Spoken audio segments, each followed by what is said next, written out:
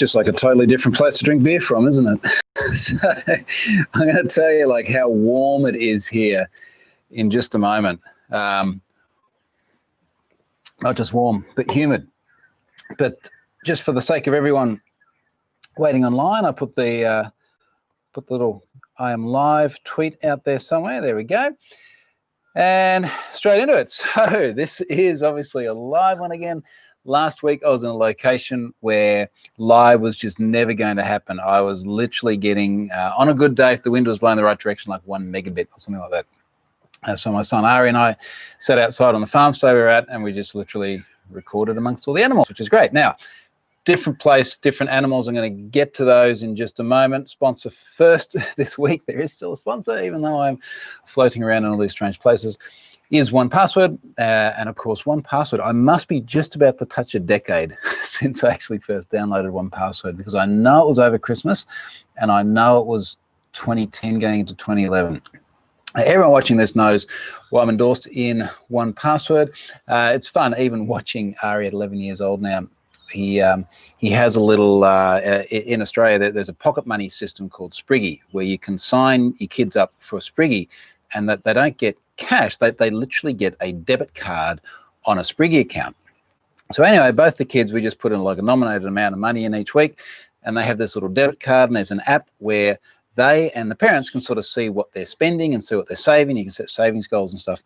Anyway, it's super cool because he has his Spriggy card details in 1Password. He has a shared vault, which I can still see, so I can see his things. But he doesn't just put his passwords in there. He puts his credit card or his debit card, as it may be. Same sort of thing. So, yeah, what a nice thing for a little kid that age to be able to learn, like get into those habits straight off the bat. And he's just part of my family account, so 5 different people in the family will get access to it. And that was not even a prepared pitch. It's just the first thing that came to me, because today he wanted to buy something that I might come back to later on when I talk about my tours at the moment. And he's like, hey, what's the credit card number? And I was like, well, it's actually in your 1Password. So big thanks to those folks for this week. Now, I do get to see the comments, of course, this time. I've got my laptop here all set up. I just tweeted a photo of the location shot. As you can sort of see, that's the plunge pool. This is a little villa in a place called Port Douglas. Now, Port Douglas is part of what we refer to as far north Queensland, with Queensland being our northeasternmost states, the state that actually goes the furthest north. And it is tropical. So what are we at the moment? It's we're at going on 6 p.m. It's 28 degrees Celsius. It feels a lot more humid than what the stats say. It just feels super, super warm and sticky the whole time. Like pretty much, I mean, we're quite a way north of the Tropic of Capricorn here, so pretty much everything between there and then equator to Tropic of Cancer has very sort of similar, like constantly warm weather. So this is a super interesting place here. We drove from the last place I was at, and I'm at the end of me doing the cyber thing. I'm going to go through and talk a little bit more about some of the things I've actually seen. But we drove from the other spot. I think it took 8-something hours yesterday. And we sort of, as you go further north, you ratchet up another few degrees Celsius, and everything becomes just more and more tropical. So here it's just like full of very green cane fields, lots of tropical plants and things. I've got a big tweet thread going with 1, 2, 3 photos each day, just showing interesting things. Lots of crocodiles. That was fun. We went and did a crocodile tour today. And then as we're walking out of the crocodile tour, Ari, my son, he goes to put his hand on the rail and he's like, nah, that's a snake. And the snake just slithers off. So that's the kind of place it is here. Now, warning what might happen very soon, because we got here yesterday at around about this time of day, is the most bats I have ever seen in one go just all sort of take off and spread out across the sky, and they are noisy bastards too. In fact, I went for a walk just after dusk and there was a tree full of them. It was insane. So anyway, I'm going to come back and talk more about the environment here and the tropical things in just a moment, because I do have a few cyber things I want to talk about this week. And as I take a quick sip, I'm going to read my comments here as well. Christian, greetings from snowy Norway. Yeah, I obviously do keep track of what's going on in Norway. It's very, very different to here at the moment. Shiny Docs in the UK, following the updates enviously. Raining from Barcelona, minus 15 from Toronto. It's been a lot of thousands of years since it was minus 15 here, I'll tell you that much. Right now, stick around if you want to hear more about the environment here and after the cyber things, because I am going to come back to it. But there were a few things which I've been making a few notes of, and I have actually been trying to stay a little bit connected to the whole industry cyber things. I have been very actively not answering emails. Can you actively not answer emails? I've been filing a lot of stuff away. I have an out of office, which is like, I'm away, no commitment to when I'm coming back. Responses may be delayed. I'm dealing with all the stuff that's important, but my threshold of what is important has changed somewhat. Let's just say that. So a few little things. Now, number one, since the last week, NordVPN, who again I have a close association with, has produced a resource which I think is pretty good, and I had a little bit of input in it, not a lot, but I did get a nice heads up, and I did have the opportunity to put a nice comment at the beginning of it. Now this is, I'm wondering if my laptop misbehaves when it's so hot, because it's a bit janky at the moment, but this is a cybersecurity A to Z from NordVPN. 20 cybersecurity terms you need to know. Now, many of the people watching this are going to be familiar with these terms anyway, so I'm not exactly going to go through it in detail, but I think this is a really good resource to give people who are maybe not as InfoSec aware. So folks like 99% of the audience out there, 99% of the world. So if we have a jump through some of these things, and they've done it in sort of the A to Z kind of way, where it's like, hey, let's take something that starts with A, antivirus, and B is botnet, and so on and so forth. 6, D, data breach. Oh, this one will be good. Oh, no, it's good. I've read it already. But anyway, the point is there's a lot of stuff in here which is presented in very layperson-friendly terms. And I think that's important because we want like the normal everyday people to try and get a bit of a better grasp on this sort of stuff. What else in here was particularly of note? Periodically check whether your accounts have been compromised in a data breach on haveibeenpwned.com. Good advice, Nord. Thank you. So there is that, and I will link to this in the blog post that I put together for this, and I'll probably push that out. Don't know if I'll push it out tomorrow morning or later tomorrow. Going to the Great Barrier Reef tomorrow. I'll talk about that later on. So that was those folks. NordVPN there with their A to Z of cybersecurity things. Another thing that just kind of made me think about how weird and messed up things are. And I'll just read this as I made the note. Someone sent a link with tens of thousands of names and email addresses from a medical lab testing service, and they can't get a response from them. And this happens, maybe not daily, maybe every 2 days, where someone will pop up and they'll, no, you know what, if I say it this way, someone pops up and sends me data, then it is not just daily, multiple times a day. And in this particular case, someone sent me a link to a publicly accessible URL. I got the impression that it was not meant to be publicly accessible, but it was from a medical testing lab. And fortunately, the link only had email addresses, first name and last name. But there were tens of thousands. I won't say the exact number, but let's just say it was tens of thousands. What's that? 5 digits. And the thing was sort of frustrating on multiple levels. It was frustrating, number one, because the person said, look, I tried contacting them via their public email address, publicized public email address, and I couldn't get a response. Number one, that is frustrating. Number two, I looked at it and went, I'm on holidays. I just talked about like the importance of the emails. I really don't have time to do this. And it is just one, I've literally got a folder in my Outlook where I just dump stuff that I just haven't been able to follow up, but is real live data breach stuff. And like, isn't it a shame that we're there? You know, like we need more people and more resources to actually be able to go and process this stuff. So I flicked it to a journo that I often do a lot of work with, and he was very busy as well. And it's like, bam, bam, bam, like 3 opportunities here where the exposure of tens of thousands of records from a medical system, even though it wasn't medical information that was exposed. And we're here in this situation going, either we can't get a response or people are just too busy to deal with it. And to be clear, myself and the journalist, it's not our responsibility to deal with it either. It'd be different if it was the company and they're like, yeah, we know we got our data exposed, we're just busy. Incidentally, that did happen with an Indian pathology lab. I've got to find the references now. Indian pathology lab.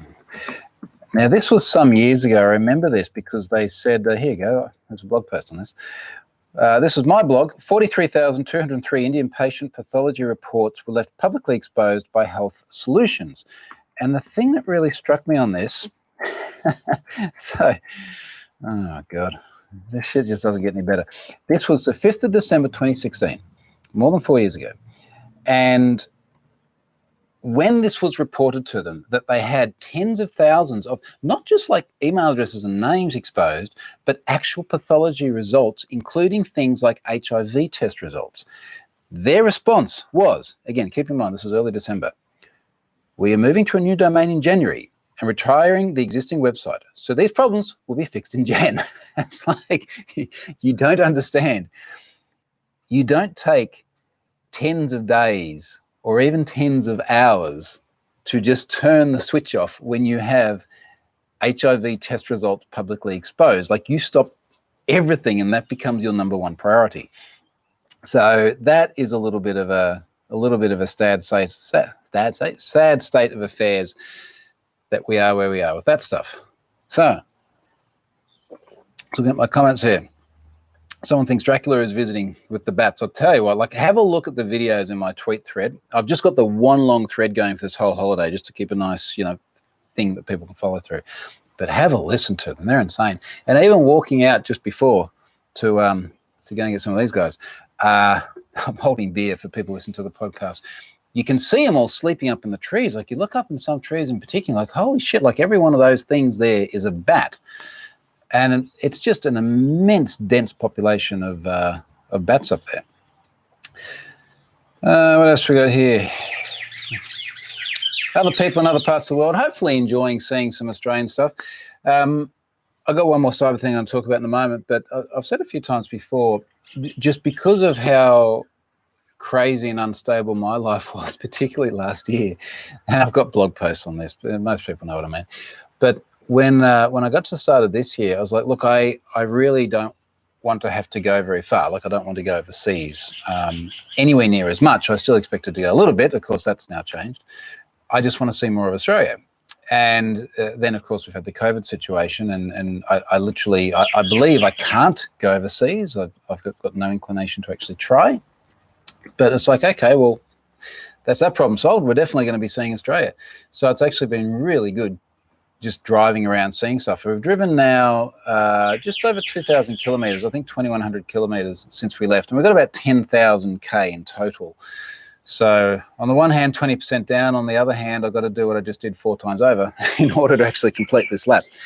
But it is a fascinating country. And if you have a look at some of the photos I've been tweeting, holy shit, like, it's just, there's an amazing place here. All right, so the other thing, and this became big news, and then it led to other things which I thought were just interesting to discuss, is the solar wind situation. Now, in case you're like me and you missed the news when it first broke several days ago, SolarWinds is a service that was used by, it looks like, about 18,000 customers. And let me actually get their explanation of what it does. I always like to sort of quote from the original source. SolarWinds Orion. The Orion platform, scalable IT monitoring from SolarWinds. SolarWinds, and I clicked the link and it disappeared. Whether you use one product or the whole suite, the Orion platform will help you make IT management look easy. I'll tell you what, people using Orion looked like something the other day, but it wasn't easy. So it looks like a nation-state actor who I've heard not formally attributed, at least not from a government sense, to Russia, but certainly attributed by the likes of, I believe, FireEye, who discovered this, did actually attribute it back to the Russians, have said, look, what's happened is many months ago, someone was able to compromise an update server, put in a Trojan update. It looks like that update then would sit there doing what it was meant to do for about 2 weeks, and then it would hit a CNC server somewhere. It would phone out to that 2 weeks after the update, obviously to try and fly under the radar so that there's no unusual activity right after an update happening. And then it would take commands from whoever was in control of that CNC environment. Now, this has obviously become very political because it looks to be state-sponsored. It looks like a bunch of different government departments in different parts of the world were running SolarWinds Orion as well, which didn't work out so great for them.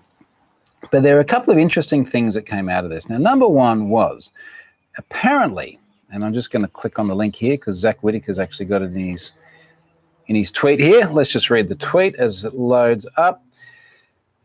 SolarWinds, whose software was backdoored to allow hackers to breach US government agencies, was warned last year that anyone could access its update server using the password SolarWinds123.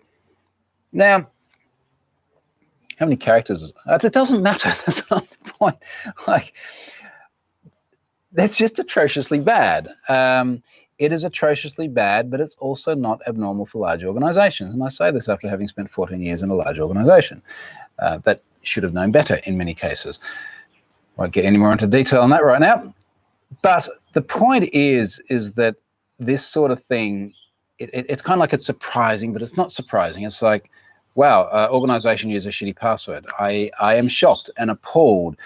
But then you look at the impact that this potentially then had. Now, not clear if the lineage is being drawn from the weak password all the way through to the ultimate breach of their services, but it is not a good look either way. So there's that. Now, where the argument began is someone made the point, and this is a very traditional IT management sort of thinking position, which is that this is why patches should always be carefully tested before being installed. I'm going, okay, hang on. So I appreciate the handbook says that. The mechanics of this, you've got 18,000 customers.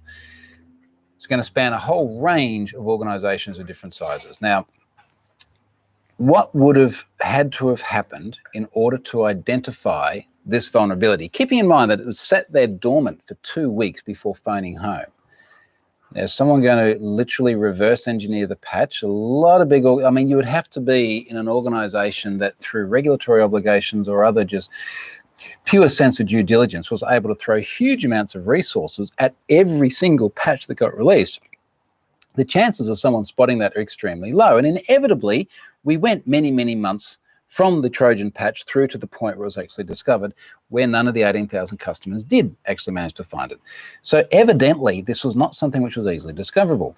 But I think the thing that got me is the assertion that organizations should be sufficiently equipped to not only be able to go and inspect every single patch, but also have the skill set required to identify something like that, because that is the sort of thing that's going to be very, very hard to pick up. So what are your options, particularly for organizations that do regular releases of patches? And when I say organizations, I mean in this case the likes of SolarWinds, not the organizations using them. So if they're doing regular patches, how much of your IT infrastructure or IT resources do you need to tie up just like literally looking at patches, trying to figure out whether they're going to go bad in 2 weeks from now? What if it's 3 weeks from now? What if it's 27 days, just to pick a nice odd number? So the reality of that is very inconsistent with the expectations people have. Now, someone else made the point. They said, well, really what should be happening is that an environment like this should have a very strict set of allow rules and a firewall in terms of where it can phone out to. Now, I don't disagree with that. I think that that's a very good fundamental premise, and that serves you well across many updates in the future as well. It's certainly not foolproof either, because there may be legitimate updates that require phoning out to a different host name, and then you've got a different domain name or IP address, whatever it may be, and then you've got to deal with the change management for that. And of course, in a case like this, that would have actually stopped the problem, yet here we are with a huge number of customers actually getting hosed by it. So inevitably, this is not done extensively. And part of it is because it's a pain in the ass doing the configuration management. And every time I talk about this, I think back with shivers to what is now, how long ago did I leave? Approaching 6 years ago since I left corporate world, but how hard it was to get stuff like this done. So what's your option? Well, stuff gets massively delayed. So now the patches and things that vendors are pushing out, you can't adopt quickly. So now you have different problems, because very often these patches are fixing other bugs. Very often they're fixing security holes. Very often they're adding features which you can get benefit from, except you're now adding all of this other overhead to the process. So there needs to be mitigating controls to try and be the stopgap for when a vendor either screws something up or gets hosed like they did in this case. And the firewall rule is a good example for that. But the expectation that organizations with all of the time and money constraints they have can somehow throw sufficient resources to be able to reverse engineer every single patch and try and figure out what it does before they install it just doesn't hold water. And it just feels like someone like going through the compliance handbook, and it's like, yeah, that's great, mate, but what's it actually like in the real world? So let me get off my high horse on that, and I'm going to drop back to the comments and have a look at what people are saying over here. And then I'm going to talk about all of the other environmental things here that I've been seeing, just for those that are interested. Okay. What else is happening here? So there's a really funny comment here. Strata Strong says, reminds me of the password from Spaceballs, 1, 2, 3, 4, 5. I kid you not, like just behind there in the window, my daughter is laying there on the couch watching Spaceballs. Not a joke. Beautiful timing. Thank you, Strata Strong, for that. Christian says, the password was also in their Git repo, and they fixed both problems from what I read out of the reply. But what did they change the new passwords to? Well, SolarWinds 1, 2, 3, 4. One of the things that happens after an incident like this is people go, wow, that's it. I wouldn't be using these guys again. I wouldn't be using any more SolarWinds. But how many other organizations are out there just like SolarWinds from a week ago, right? And now SolarWinds has had this massive wake-up call. And this is very, very anecdotal. I do not have any evidence to support this. I would love someone to get some empirical data on it. But I think it would be a very safe bet to say that fast forward a month from now, you're probably going to be much better off using SolarWinds than any of the other organizations that do the same shitty stuff that just haven't been caught yet. Anyway, that's my view on that. There's more Spaceball comments in here. All right, so let's move on. Now, the rest is basically just going to be about the environment and holidays and things like this and what it's like in Australia. So if you're looking for cyber content, you're probably in the wrong place. So what I thought I'd do, I'd go through some of these pictures I've been tweeting out, and I'll just explain where we've been because, you know, I think people, and to some extent, including myself, don't have a lot of appreciation for just how big and diverse this country is. So Australia is almost the same size as mainland USA. So very, very similar to that. I'm excluding Alaska from that, the Free States. Very, very similar size to continental Europe as well.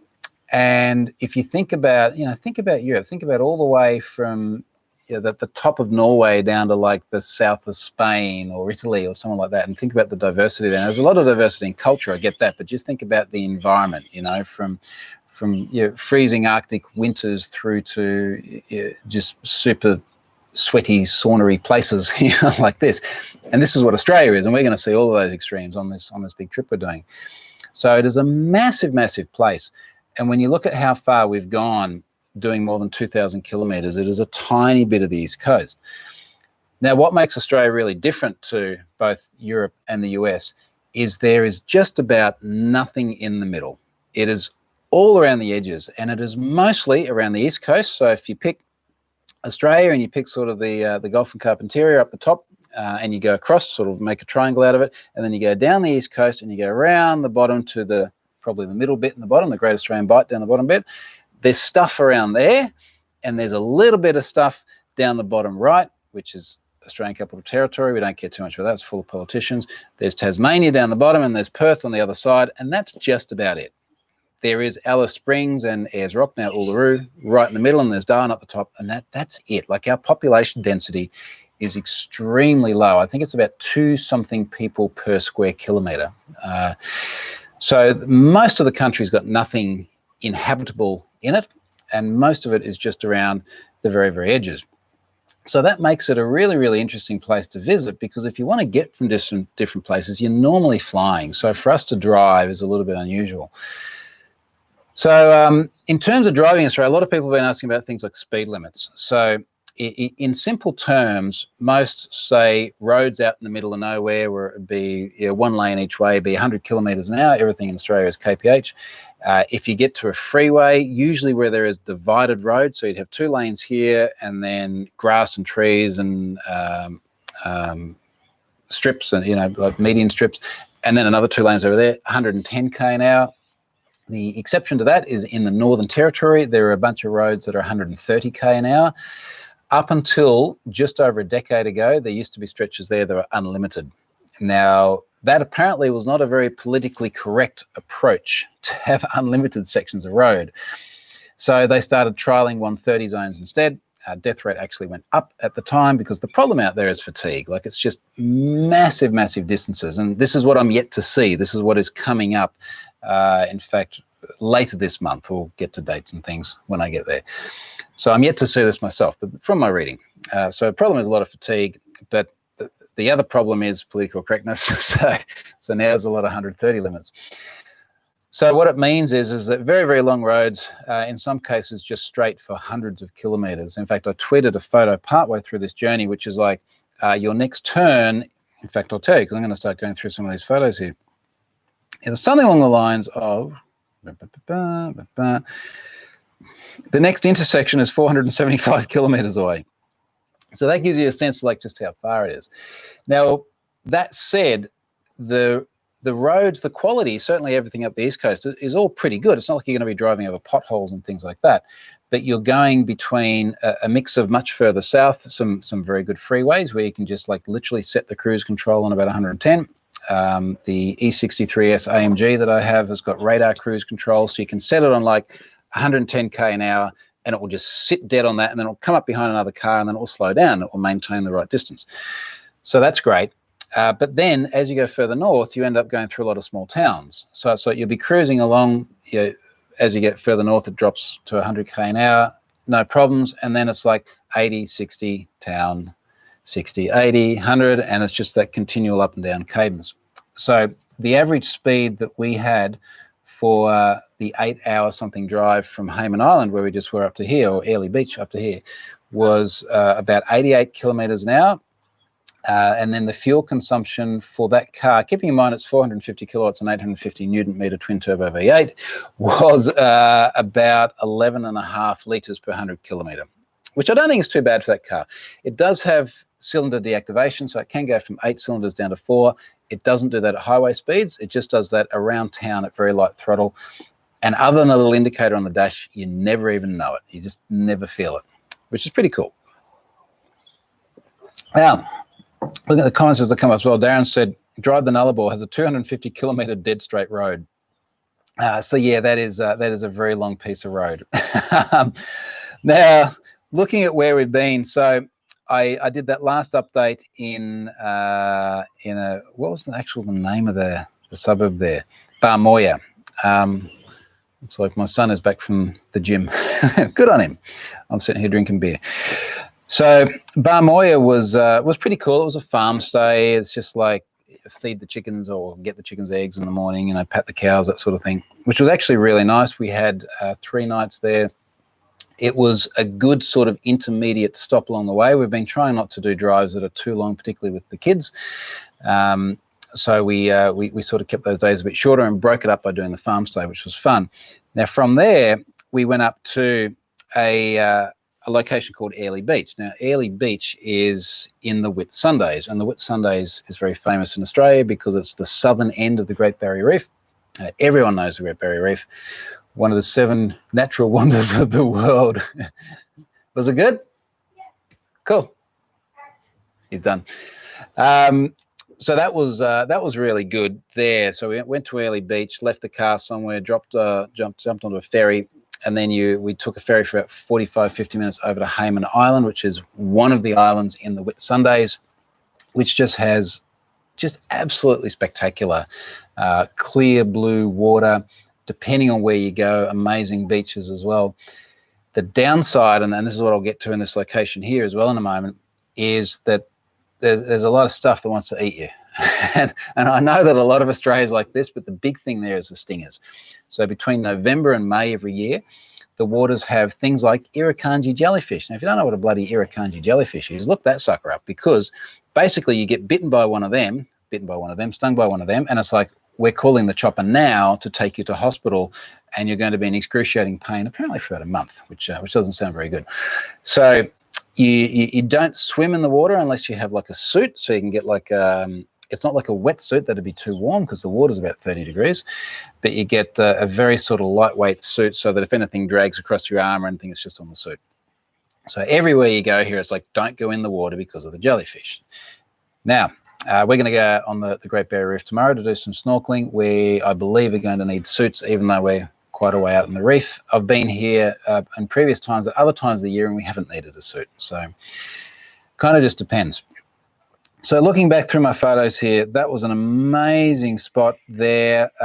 It's very sort of resort style, but like I've been to resorts before, which in some ways you end up feeling a bit like a captive tourist in. I remember going to Hawaii a couple of years ago, and I some people are going to think it sounds really obnoxious, but honestly, I really disliked Hawaii. It was for many, many, many reasons, and one of them was the resort we're at, where it's just felt stuck there. The service was shit.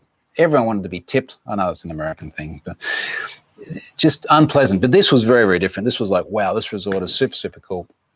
One of the things that is really striking me now, keeping in mind I traveled, I think, 242 days last year, most of it overseas, a lot of it in the US, across Europe, Israel, places like that. The thing that we do really, really well here in Australia, and as soon as you can all travel again, you've all got to come and do this because it's amazing. One of the things we do really, really well is customer service. And I was talking to Charlotte about this. I was saying, isn't it nice where you'll have, say, a waiter come over and they'll serve you a meal or something, and you can have a chat with them, and they're very, it's like polite and respectful and all that because it's a nice resort, but they're just, it's conversational and it's chatty, and everyone's like, g'day mate, like how are you? Is everything okay? It's just a very, very friendly environment that has just the right level of professionalism and the right level of friendliness as well. So I thought Hayman Island was just epic that way. And once you're on there, there's really not a lot else you can do. It's all run by Intercontinental on that particular island. There are other islands in the Whitsundays run by other companies with other things to do. So some of the highlights: kids got to go scuba diving in the swimming pool. You got to be 12 years old to go scuba diving on the reef, apparently.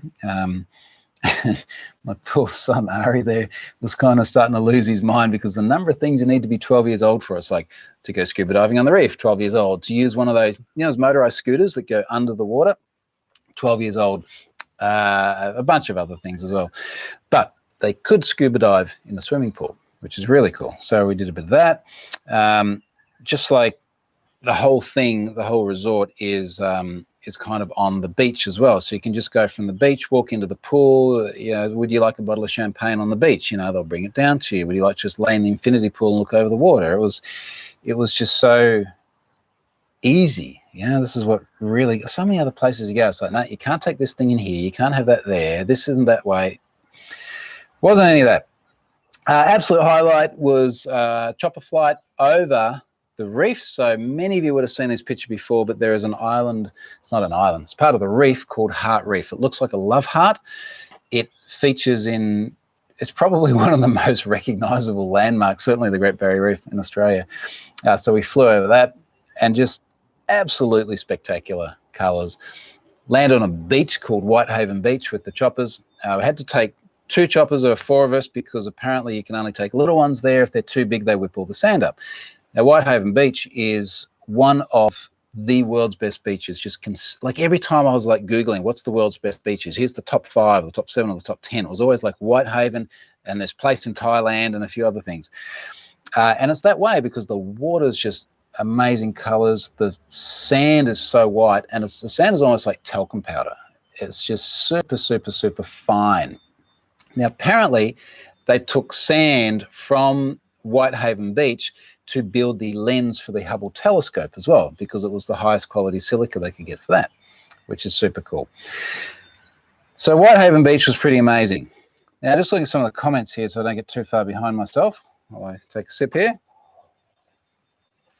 Paul says, Paul Kling, I think you posted a route. It looks like you were going from the north straight through the center to the south. That looks like will be one long ride with not much to see.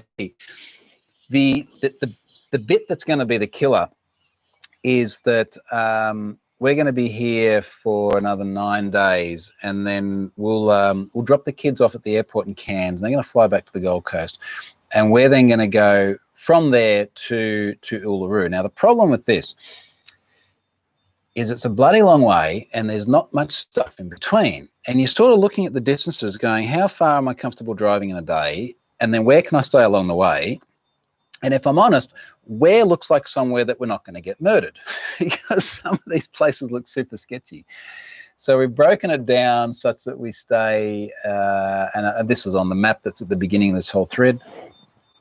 Somebody's left the fridge open. I'm sure they'll work that out. But anyway, we're going to go through a place called Richmond, have a night there, going to have a night at Mount Isa. Both those legs, not too bad. Mount Isa to Alice Springs looks like a shocker. It's going to be about 1,100 kilometres in one day. And I'm just hoping that a shitload of that road is 130k an hour and I can set it on the cruise control, and hopefully the actual total duration is not as bad as what 1,100 kilometres looks like. And then from Alice Springs out to Uluru is about another 450 kilometres. And then we'll have a few nights there so we can kind of relax and chill out before we then go south. But look, it's a massive drive, and I suspect that I will not want to do it again, but I've always wanted to do it as well. And just as an Aussie who's very proud of my country and really hasn't seen much of it, I just feel like this is just one of those things I have to do. So, yeah, Paul, it's I don't think it's going to be like a lot of red sand, I think, mate. Darren says you got stingers all the way up where you are. They keep bottles of vinegar. Yeah, so 4 Mile Beach is, we literally just walked over to 4 Mile Beach just before this. And that's, they had warning signs up there about the stingers. They had bottles of vinegar literally there to pour onto you. Now, I had always been told that if you get stung, it's either vinegar or you got to take a leak on yourself, or if it's in an awkward position, you got to find someone very friendly to help you with the task. Apparently, that is not such a good thing, and it could inflame it, and maybe it was a joke in a pub or something and just go out of control. But there are bottles of vinegar everywhere for just that purpose. What was interesting, actually, just walking down here, is just thinking about, in many ways, how inhospitable it is here. Now, look, like, it looks beautiful, and I'll post more photos later today, but we're walking down there. I'm getting bit by mosquitoes the whole time. Now, we have things like midges at home. So midges are very small mosquitoes. They tend to live in the sand and the canals. Some people get hit the whole time, like Charlotte gets bitten all the time. They never bother me. Here, I was just constantly like, get off me kind of thing. So there's that. And then you're looking at bats, which all look, okay, they're not so dangerous, look pretty insane. We'd gone on a crocodile tour today, saw probably about a 4 metre, they reckon 500, 600 kilogram crocodile in the river. Then came back and saw the snake, which I mentioned Ari nearly put his hand on. So there's all that. What else have we seen that's been a bit crazy? Just a lot of really, really harsh stuff. And then, of course, it's just so constantly hot and sweaty. So it's somewhere that's nice to visit. Let's put it like that. But it is an inhospitable land. Darren says, you get fined if ever you get caught taking sand from Whitehaven Beach. That's what I'll tell you what. I don't think there was even any sand left in our shoes, because before we get back on the chopper, they're like, here's a brush, like brush it all off your shoes. I think it was more to keep his chopper clean than what it was to actually take sand away. But it was pretty spectacular. Now, Elizabeth asked an interesting question here. Worried about hotspots and border lockdowns with Northern Beaches outbreak now. So keeping in mind that a lot of people are overseas, we have had an exceptionally good run in Australia by worldwide COVID standards. And I used to talk more about this, and I almost feel like COVID has just become a more sort of normal part of life, and it's less noteworthy now. But what's been happening is we had a week of 0 community transmission anywhere in Australia, which was great because we had little outbreaks in places. Victoria had a big outbreak. We ended up with, I think, about 7,000 active cases at peak there. We got down to 0 active cases, which was a pretty good effort. A little flare up in South Australia, and then that got sorted out. And then we had a week with nothing. And in fact, New South Wales, I believe, had 2 weeks with nothing. So New South Wales is the next state down, which is now a long way down from where I am. And just in pretty much the last 48 hours, someone's picked it up from somewhere. They believe it's an international strain, so possibly came in with a returning flight. So we still have new cases of COVID in Australia, but they are all from Aussies coming back from other places, being repatriated, going into hotel quarantine, being picked up there. So it's like, all right, you don't want them to have COVID, but they are in a very controlled circumstance or a very controlled environment, and that does not generally lead to community transmission. There's been cases where there's been a hotel worker or a security guard or something. And in this case, it looks like maybe an airline crew had it and maybe passed it on to the person driving the bus, and then so on and so forth. So the news breaking over the last 12 hours is that it's flared up to about 28 people, I think is the current number, that have had it. So now the northern beaches of Sydney, which is kind of where I used to live, is now considered a hotspot. And if you've been there, you either can't go to a bunch of other places in Australia, or you have to home quarantine if you do to go somewhere else.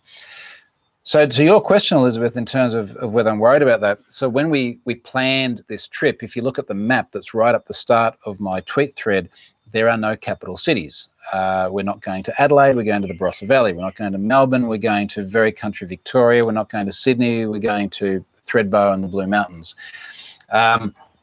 And that was pretty intentional, because inevitably the larger clusters of population, you're more likely to have outbreaks. And what I don't want to have is a situation where, let's say I was at the northern beaches in Sydney and then I can't get back into Queensland, or I've got to self-isolate for 14 days or something like that. That would be very unpleasant.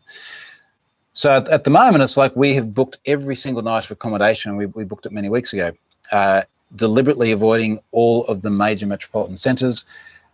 Who knows what will happen between now and when we stay at those places. So there's certainly a big degree of this is play it by ear.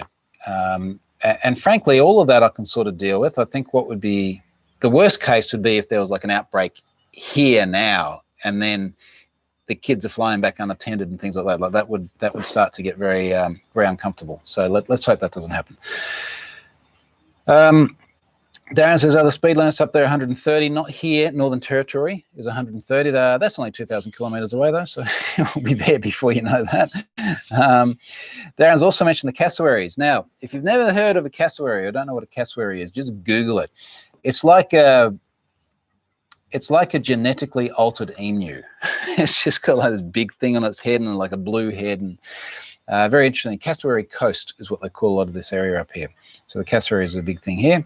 I would not want to hit one of those either. And as Christian says, you're on an island with already strict border control, so no wonder you manage this better than most other places. And you're right. Like this is what we have going for us. It's what New Zealand has going for them. But, you know, even New Zealand, like they had no cases at all, I think for like 100 days, and then suddenly they had a flare up in Auckland a few months ago. So I think what we're all super conscious of is that we have so much going for us, but it doesn't. That's not the immunity. The immunity doesn't even come from the vaccine. We're not going to have 100% immunity from that, but that's the savior. You know, we've still got to get ourselves through to that point.